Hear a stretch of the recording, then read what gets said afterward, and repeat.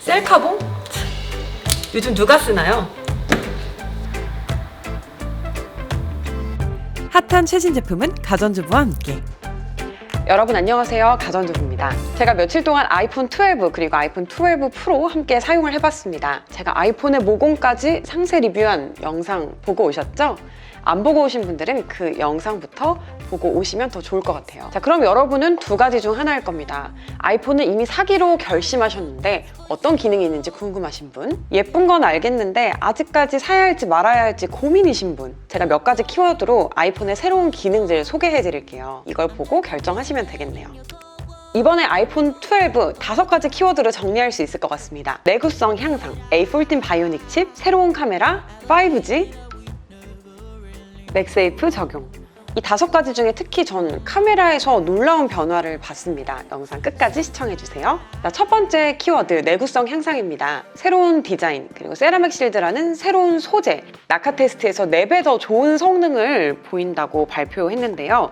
자, 그럼 지금부터 던져보겠습니다. 조회수 100만이 되면 낙하 테스트 한번 해보겠습니다. 세라믹 실드는 이 전면에 사용이 되었는데요. 코닝사와 협력해서 개발한 것은 맞지만 우리가 기존 알고 있는 고릴라 글래스 이런 것과는 좀 다른 거라고 해요. 사실 그래도 저는 이 불안하니까 글래스도 붙이고 케이스도 끼우게 될 것 같아요. 이번에는 특히 이 그립감이나 사이즈가 생폰에 굉장히 적합하게 나왔다고 생각합니다. 정확한 화면 사이즈 비교를 위해서 벨킨 강화 유리로 비교를 해봤습니다. 11 프로에서는 많이 커졌고 11과는 거의 사이즈가 비슷하네요. 프로와 일반 모델 둘 다 슈퍼 레티나 XDR 디스플레이를 넣어줬는데요. 명암비가 200만 대 1입니다. 최대 밝기 같은 경우에는 프로와 12가 좀 달라요. 하지만 제가 밝은 곳에서 이걸 두 개를 보면서 밝기가 차이 난다 이런 느낌을 느끼지는 못했었어요. 근데 디스플레이가 12 일반 모델이 조금 더 빨갛고 프로 모델이 조금 더 노랗게 보여요. 12와 12 프로 모두 사이즈가 동일하잖아요. 근데 이걸 두 개를 이렇게 생폰으로 잡고 있을 때는 크기나 그립감이 굉장히 좋아요. 이걸 케이스를 끼우는 순간 약간 크기가 크다는 느낌이 들거든요. 역시 미니도 또 나와봐야 진정한 사이즈의 승자가 뭔지 알 것 같네요. 자, 두 번째, A14 바이오닉 칩이 들어갑니다.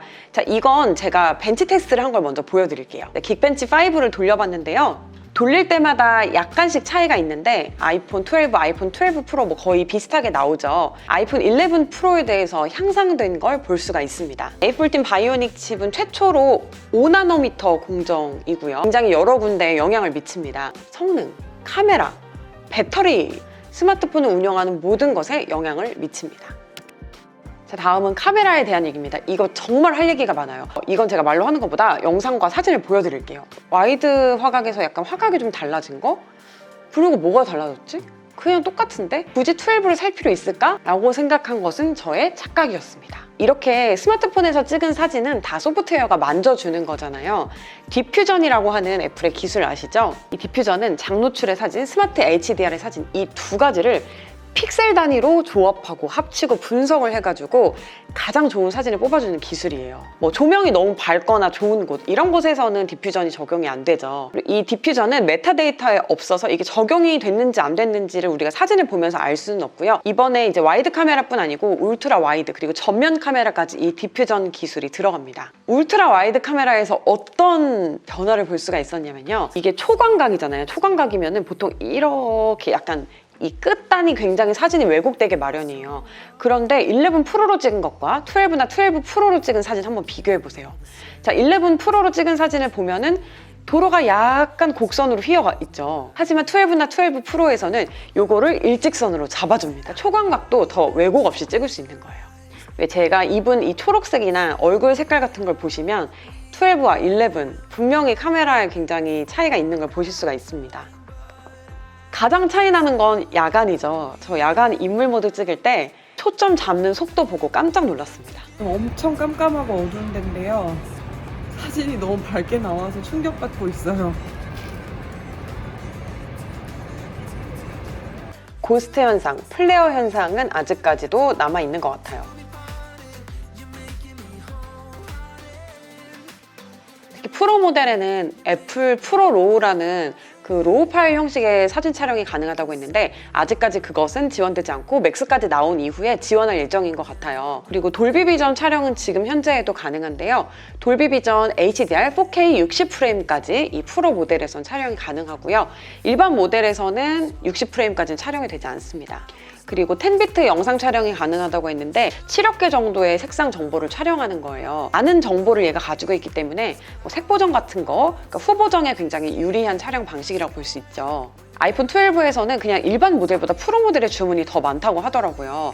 역시 카메라의 끝을 쓰려면 프로로 가야 되는 게 맞고요. 이게 동일 용량일 때 프로가 19만 원이 더 비싸잖아요. 망원 카메라도 들어가고 이 라이다 스캐너 들어가고 요거에 19만 원 지불할 거냐라고 저한테 물어보면 아깝지만 지불하겠다라고 말하겠습니다. 정리를 할게요. 이 카메라 3개별로 향상된 기능을 말씀을 드리자면 이 울트라 와이드는 렌즈 코렉션이 들어가서 왜곡이 심한 초광각의 사진과 영상을 보정해 주는 거고요.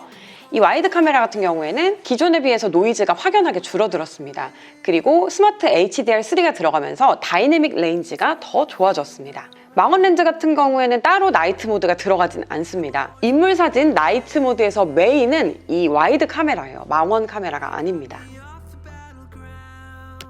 이번에는 OG는 OG, 5G 이야기입니다. 이게 어떻게 잘 일상에 적용이 될지 저도 좀 궁금합니다. 역 근처, 길거리, 그리고 저희 사무실 이렇게 3군데서 제가 속도를 한번 측정을 해봤는데요. 5G 속도는 정말 장소에 따라서 격차가 너무너무 심하더라고요. 이 스마트폰을 여러분들이 구매하시면 뭐 짧게는 1, 2년을 쓰실 거고 길게는 뭐 4, 5년까지 쓰실 거 아니에요. 근데 그 안에는 분명히 어떤 통신망 이런 것도 좀 변화가 생기겠죠. 다음은 맥세이프입니다. 자, 맥세이프는 케이스로도 나오고 카드 지갑도 나오고 충전기도 나옵니다. 제일 이상하다고 생각하는 액세서리는 투명 케이스에 굳이 동그라미와 일자 요거를 넣었어야 했나. 케이스 끼우고 뒷면모 보면 카메라 3개인 거 11이랑 똑같아가지고 뭔지 잘 모르겠지? 나 맥세이프 된다? 약간 이런 자랑용 액세서리인가요? 이렇게 맥세이프 케이스를 끼면 네, 이렇게 애니메이션 이런 게 이제 나타나고 이게 케이스 색깔마다 애니메이션이 다르다고 제가 말씀을 드렸잖아요. 이런 게 참 재미있고 색깔별로 케이스를 사고 싶게 만드는 포인트인 것 같아요. 자석 배열이 무선 충전 코일을 감싸고 있는 형태이고요. 그래서 이게 막 갖다 대면은 철문에도 붙고 여기 뭐 클립도 붙고 여러 가지가 다 붙습니다. 그렇다고 자성이 엄청 강한 건 아니에요. QI2와 동일하게 15W까지 충전을 지원하는데요. 예를 들어 더 강한 무선 충전기를 쓰면은 어떻게 되느냐, 이 맥세이프를 통과하면 무조건 15W로 한정이 됩니다. 근데 웃긴 거는 5G와 함께 뭔가 맥세이프 무선의 세계로 같은 느낌인데 무선 충전기에는 선이 달려있다는 거. 제가 며칠 동안 사용한 소감을 말씀해 드리자면 예뻐요. 예쁘고 그립감 굉장히 좋습니다. 그리고 사이즈, 사실 제일 매력 없는 사이즈라고 생각했는데 제일 적당한 사이즈라는 생각이 들어요. 근데 물론 그건 케이스를 끼우기 전이에요. 케이스를 어떤 걸 끼느냐에 따라 좀 다르지만 좀 두툼한 케이스를 끼면은 요거보다 조금 더 스마트폰이 작았으면 좋겠다는 생각이 들긴 해요. 사실 뭐 노치나 후면 뭐 카메라 배열 같은 게 크게 달라지진 않았지만 이런 디자인이나 변화 때문에 예를 들어 11 프로를 쓰시다가 이걸 사셔도 뭐 그냥 똑같은 거 또 산 거 같은 느낌은 안 드실 것 같아요. 돌비 비전이니 막 이렇게 좀 전문가들이 쓰는 그런 기능들을 넣어줬잖아요. 사실 전문가들은 좋은 카메라를 쓰는 경우가 많죠. 그렇기 때문에 이게 뭐 얼마나 많이 활용이 될까라는 생각이 들지만 분명한 거는 좀 소형 카메라, 똑딱이, 그리고 유튜버를 대상으로 나오는 카메라 이런 거 있잖아요.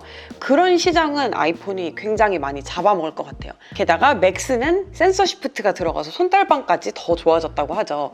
그렇다면 이제 액션캠들의 시장까지도 이 스마트폰이 많이 잠식하지 않을까 하는 생각이 또 들었습니다. 저는 조금 더 라이트한 이 12 일반 모델 쪽에 오히려 이렇게 들고 써보면서 더 마음이 쏠렸거든요. 근데 사진을 찍으면 역시 프로. 어떤 걸 더 추천을 해야 될지 좀 지금 딜레마에 빠졌습니다. 여러분의 쓰임에 맞는, 여러분의 취향에 맞는 걸 고르시면 되겠습니다. 고민이 더 많이 고민되실 것 같아요. 애플이 이번에 끝나누기 정말 제대로 했다 라는 생각이 듭니다. 아직 며칠밖에 못 써봤어요. 더 디테일한 리뷰 아니면 여러분들 궁금하신 점 있으면 댓글로 남겨주세요.